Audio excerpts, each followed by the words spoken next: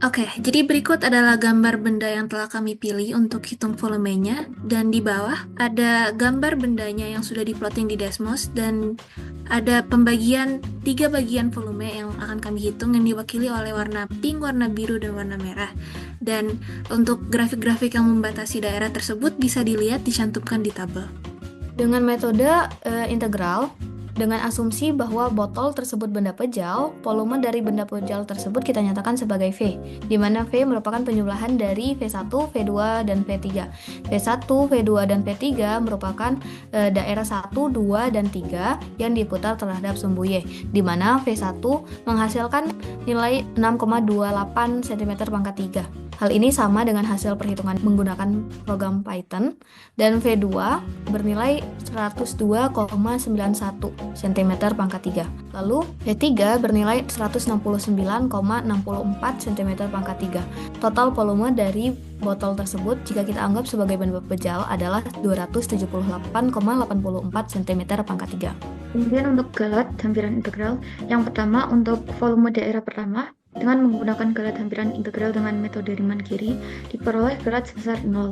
Kemudian untuk volume daerah kedua dengan menggunakan galat hampiran integral dengan metode trapesium diperoleh galat sebagai berikut. Nah, untuk galat untuk menuju n menuju tak hingga adalah 0. Kemudian untuk daerah ketiga dengan menggunakan galat hampiran integral dengan metode Riemann-Curie diperoleh galat sebesar 0.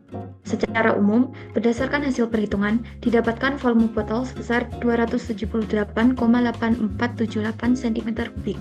Hasil ini berbeda dengan daya tampung botol yang sebenarnya yaitu 250 cm3. Perbedaan dengan galat sebesar 11,54% ini dapat disebabkan akibat pengukuran dan penentuan fungsi volume yang kurang tepat serta perhitungan yang kurang tepat. Selanjutnya, dengan mengabaikan asumsi bahwa botol merupakan benda pejal, volume plastik atau tanah liat yang dibutuhkan untuk membuat botol dinyatakan sebagai V. Di sini kami menggunakan metode cincin untuk menghitung volume bahan-bahan tersebut, di mana V merupakan jumlah dari V1 plus V2 plus V3. Daerah dari volume pada V1, V2, dan V3 merupakan daerah yang diputar terhadap sumbu Y. Peroleh V1 adalah 1,129 pi cm3, V2 diperoleh 9,187 pi cm3, diperoleh V3 11,55 pi cm3. Total dari semua volume yang dihasilkan adalah 68,66 cm3. Oke, sekarang kita akan lanjut ke program Python-nya. Untuk menghitung integral di sini kita bisa milih mau pakai metode trapesium atau Riemann. Di sini kan kita bagi jadi 3 daerah. Nah, bisa dilihat ini simpel aja ya alurnya. Nanti di akhir akan dijumlahkan 3 volume dan integral dari fungsi yang sudah dimasukkan tadi.